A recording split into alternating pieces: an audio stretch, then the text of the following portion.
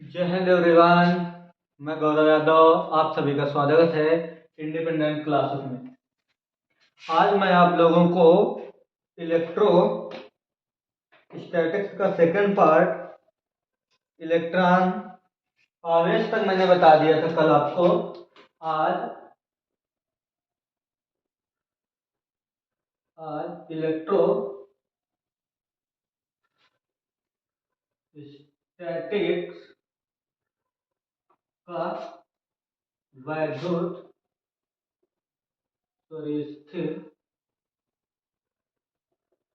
स्थिर वैद्युतिकी स्थिर वैद्युतिकी। आज मैं आप लोगों को स्थिर वैद्युतिकी यानी कि कूलॉम्स लॉ के बारे में, कल मैंने आपको आवेश किस प्रकार प्राप्त होता है मैंने आपको ये बताया था, और आवेश का किस प्रकार हम द्रव्यमान और आवेश पर जो चार्ज होता है उसके बारे में देखा था। अब हम आगे कंटिन्यू करेंगे कूलॉम्स लॉ। चलिए स्टार्ट करते हैं।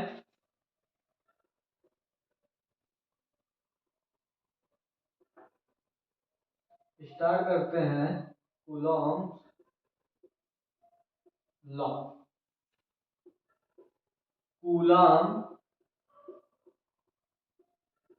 का नियम।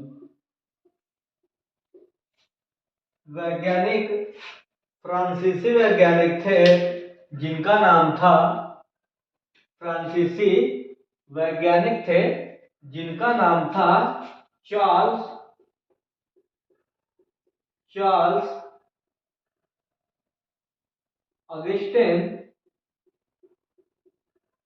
Augustine Coulomb. एक फ्रांसीसी वैज्ञानिक थे। कहाँ के थे? फ्रांसीसी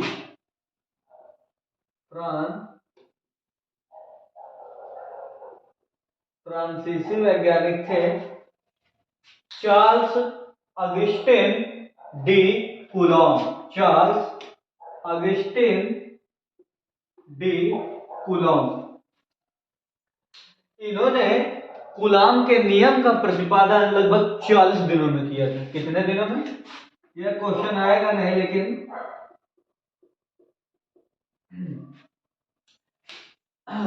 आगे कंपटीशन के लिए बहुत ही जरूरी है। तो फ्रांसीसी वैज्ञानिक चार्ल्स अगस्टिन डी कूलॉम ने एक नियम प्रतिपादित किया जिसका नाम कूलॉम का नियम। उन्होंने क्या किया, ये जो आवेश होते हैं, ये Q1 Q2, उन्होंने देखा कि ये जो आवेश होते हैं ये दोनों आवेश इस प्रकार एक फोर्स द्वारा बंधे रहते हैं जिसको हम कूलॉम बल के नाम से भी जानते हैं। तो वो फोर्स क्या होते हैं कि किन्हीं दो आवेशों का गुणनफल। वो जो फोर्स होता है, जो कूलॉम बल होता है, उन दोनों आवेशों के गुणनफल के समानुपाती और बीच की दूरी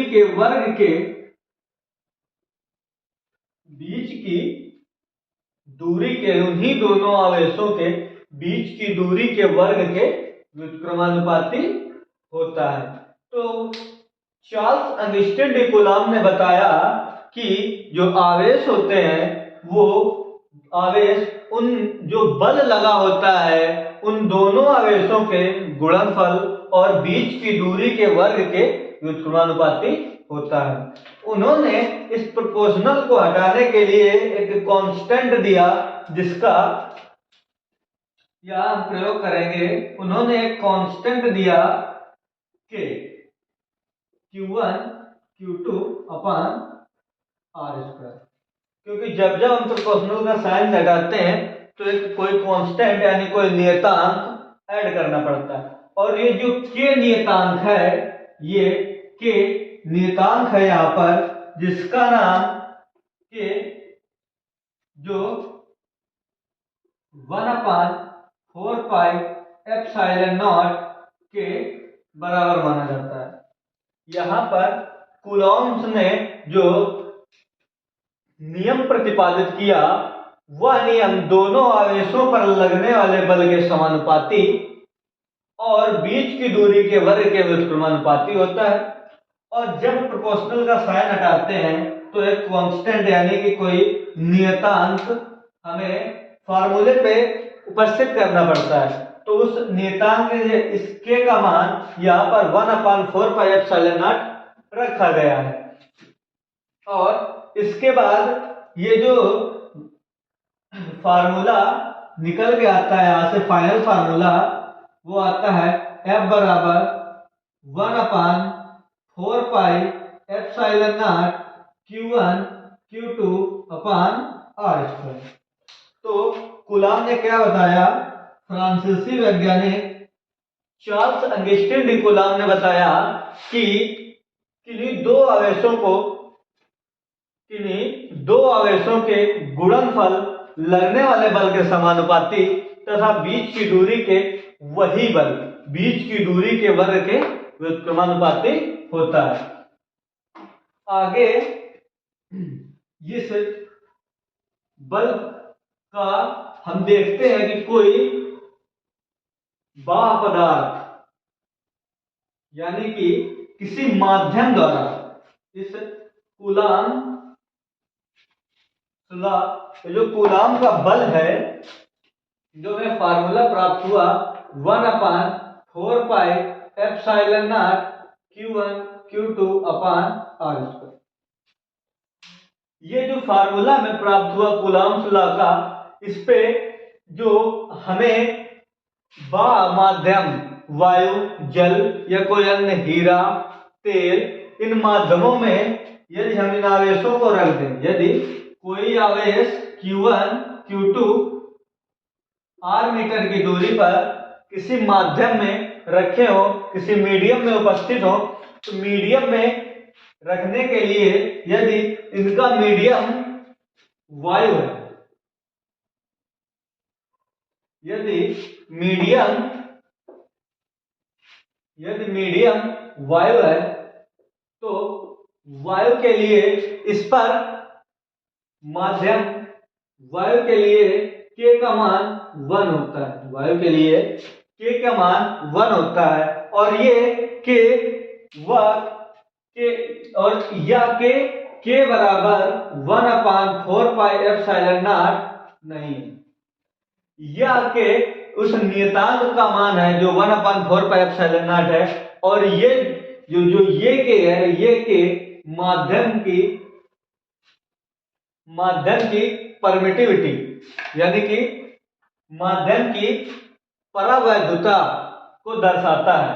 तो यहाँ पर ये जो k है, ये माध्यम को दर्शाएगा कि कौन से माध्यम में आवेश रखे हैं तो उन पर किस प्रकार असर पड़ता है। वायु में रखे होने पर, यदि दो आवेश वायु पर रखे हैं तो उन पर मीडियम यानी वायु यानी कि वातावरण का कोई प्रभाव नहीं पड़ता। बट यही दोनों आवेश R मीटर की दूरी, सेम दूरी पर किसी अन्य पदार्थ, तेल, जल या कोई और अन्य पदार्थ, ऑयल, उनमें अगर डाल दें तो जो इसका मान होता है वो न्यू, जो इसका मान होता है F न्यू, जो नया बल होता है उसके व्युत्क्रमानुपाती होता है। बल्कि 1 या इस तरह बोल दे कि जो पुराना बल होता है वह उस माध्यम के परावैद्युतांक, उस माध्यम के अपवर्तनांक या परावैद्युतांक के 1/k गुना होता है, 1/k गुना होता है, जो न्यू नेट बल निकल के आएगा। और सबसे इंपॉर्टेंट फार्मूला कि ये जो बल होता है कूलम्ब्स का, तो इस पे हम कूलम्ब्स के बल पे जो 1/4πε0 होता है, इसका मान 1/4πε0 जो इसका मान होता है वह 9 × 10⁻⁹। अब इसका 1/4πε0 का यहां से हम मान निकालेंगे। तो अगर हमने 1/4πε0 को इसी तरफ रख लिया और इनको सेम पलट दें, F(r²/Q1Q2)। मैंने कल आपको आवेश बताया था, बट मैंने आपको आवेश की मात्रा, आवेश की इकाई और इसका विमा नहीं बताया। तो आवेश का मात्रक,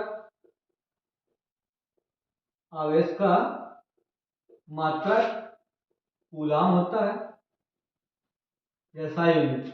आवेश का SI मात्रक कूलाम या एम्पियर सेकेंड या एम्पियर सेकेंड। जो आवेश का मात्रक होता है SI या SI यूनिट कहते हैं आवेश का मात्रक, वो कूलाम या एम्पियर सेकेंड होता है। और इसकी विमा आप लोगों ने फर्स्ट ईयर में पढ़ी होगी, फार्मूला Q बराबर I इंटू P। Q बराबर I इंटू P। यहां से हम Q आवेश की विमा निकालेंगे, I इसकी विमा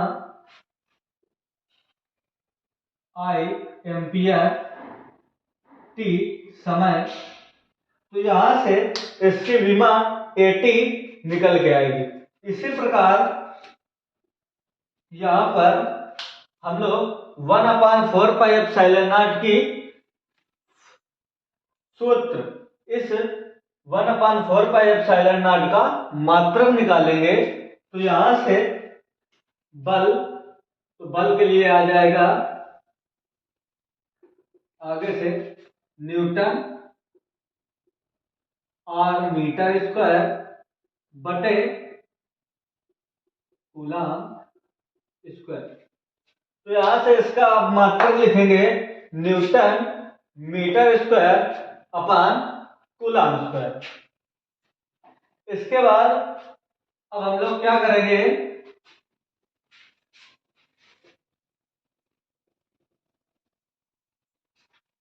वन अपान 4πε0 का 1/4πε0 का मान हमने निकाला 9 × 10⁻⁹ न्यूटन मीटर स्क्वायर प्रति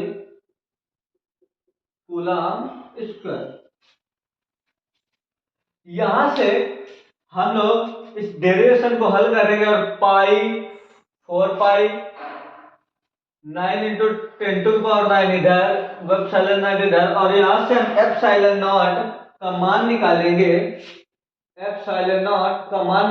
तो 8.85 × 10⁻⁻, तो ये प्लस का है 9 इंटू, अगर मैंने पीछे माइनस का लगा दिया तो बाय मिस्टेक हो गया, उसको प्लस का कर लेना।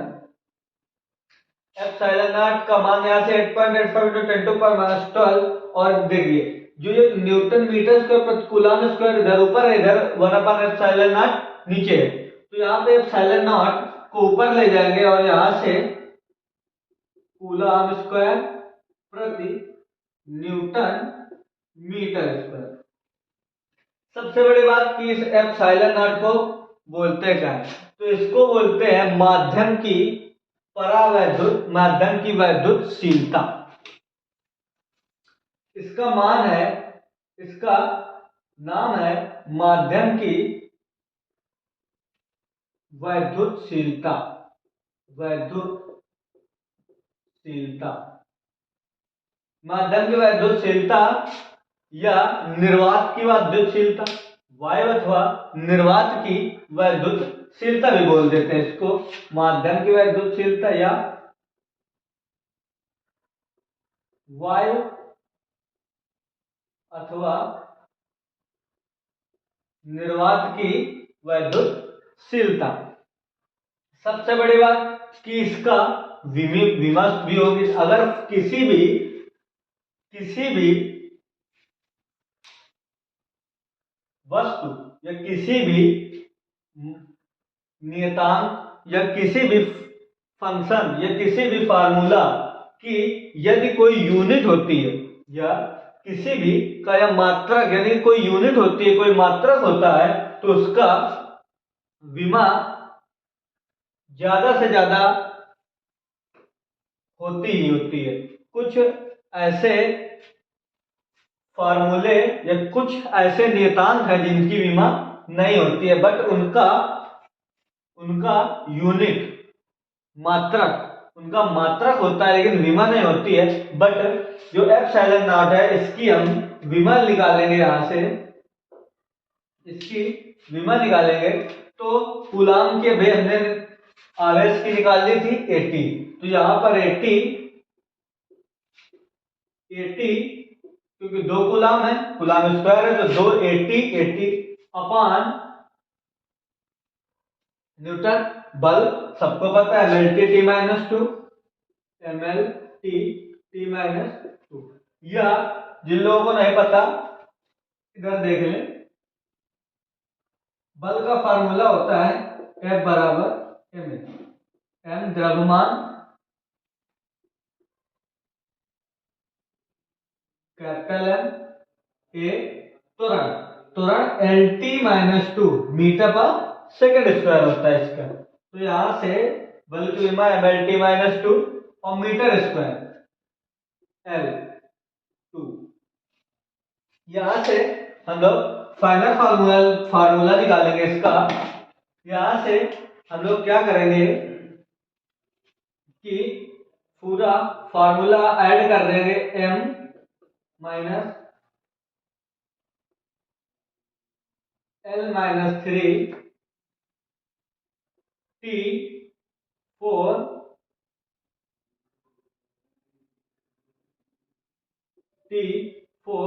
A square.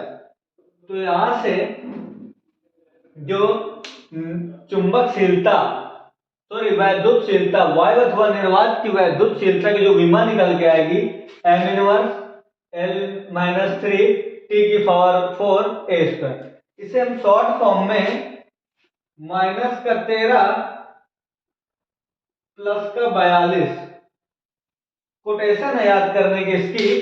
अगर कोई पूछे कि निर्वात की वैद्युतशीलता की विमा क्या होती है, तो अगर हमें ये पता है -13 +42, तो हम लोग बना लेंगे कि m-1 L-3 T4 A square. इसके बाद हम लोग अगला जो कूलाम का नियम है, इससे एक बहुत ही इंपॉर्टेंट फार्मूला निकल के आता है, जो इसका वेक्टर रूप होता है। Q1 Q2 दो आवेश हैं। Q2 के द्वारा Q1 पर आरोपित बल F12 वेक्टर, Q2 के द्वारा Q1 पर आरोपित बल F12, और Q1 के द्वारा Q2 पर आरोपित बल F21। Q1 के द्वारा Q2 के द्वारा Q1 पर आरोपित बल F12, Q1 के द्वारा Q2 पर आरोपित बल F21 वेक्टर। इसी प्रकार अगर कोई आवेश एक दूसरे पर बल कब आरोपित करते हैं, जब ये कोई एक निश्चित दूरी पर रखे होते हैं, तो ये दोनों आवेश r मीटर की दूरी पर स्थित है। तो r मीटर की दूरी पर स्थित होने पर ये दोनों आवेश पर जो सदिश, इन दोनों आवेशों का जो सदिश रूप होगा, यानी हम इस R को सदिश रूप भी बोलते हैं। तो इन दोनों का जो Q1 द्वारा Q2 पर आरोपित बल Q1 द्वारा Q2 पर आरोपित बल F21 और Q2 द्वारा Q1 पर आरोपित बल F12। सेम इसी प्रकार जो सदिश का वेक्टर रूप है, इसके लिए जो फार्मूला निकल के आता है वो R21 वेक्टर, और इसका जो सदिश रूप निकल के आता है R12 वेक्टर। जब हम इस फार्मूले को डिफाइन करके पूरा निकालते हैं तो यहां से हमें प्राप्त होता है F12 वेक्टर बराबर माइनस का F21 वेक्टर। अब ये माइनस किस चीज का है, या इसका ये जो दोनों बल हैं ये परिणाम में बराबर होते हैं, यानी कि इनका जो मैग्नीट्यूड होता है F12 और F21 वेक्टर का जो मैग्नीट्यूड होता है वो सेम होता है, बट जो इनका दिशा, जो इनकी दिशा होती है वो विपरीत होती है। Q1 द्वारा Q2 पर आरोपित बल F21 वेक्टर, Q2 द्वारा Q1 पर आरोपित बल F12 वेक्टर। तो इन दोनों की दिशा एक दूसरे से विपरीत होती है। अब हम लोग क्या करेंगे आगे कि जब हम सदिश रूप में इनको व्यक्त करते हैं तो इसका जो फार्मूला निकलता है 1/4 पाई एप्सिलॉन नॉट, क्योंकि जो आवेश होता है ये अदिश है और अदिश के ऊपर वेक्टर का नहीं लगते, तो Q1 Q2 अपान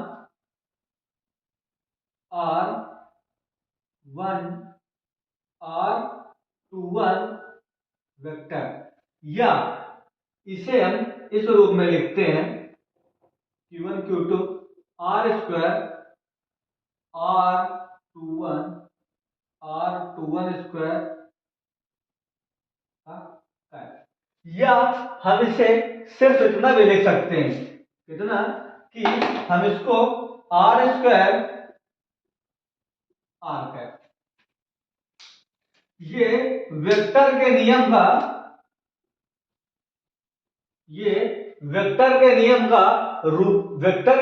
के रूपांतरण द्वारा इस कूलाम के बल का सदिश रूप वेक्टर रूप प्राप्त होता है।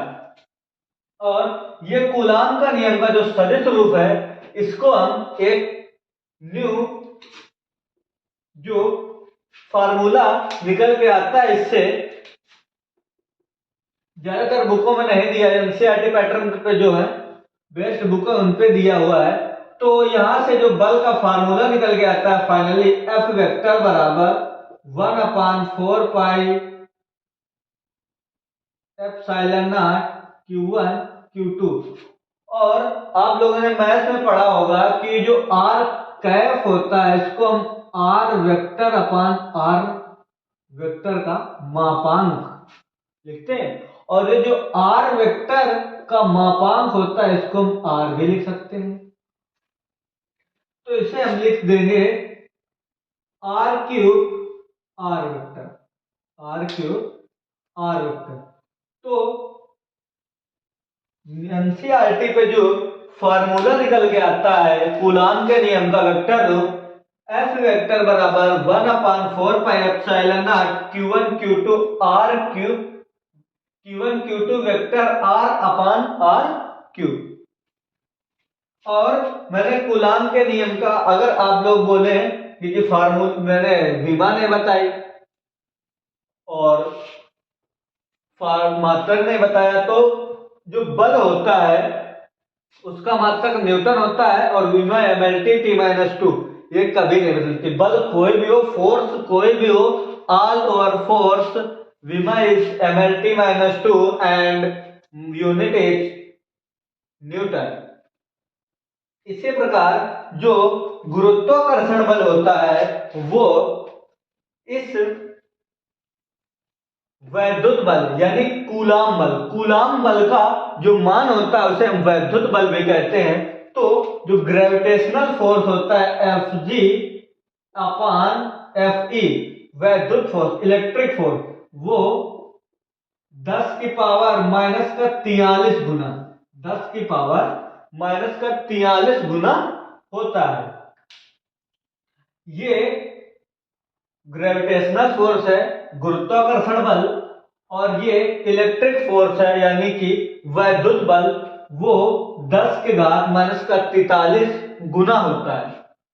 गुरुत्वाकर्षण बल का इलेक्ट्रिक फील्ड गुरुत्वाकर्षण बल वैद्युत बल का 10 के घात माइनस का 43 गुना होता है। इसी के साथ हम लोगों ने आज कूलॉम्स लॉ पढ़ा है और कूलॉम के नियम को हम लोगों ने एंड कर दिया है। कल हम लोग अगला वैद्युत क्षेत्र, वैद्युत द्विध्रुवाघूर्ण और टॉर्क और पोल इनके बारे में हम लोग कल डिस्कस करेंगे। इसी के साथ जय हिंद दोस्तों। मैं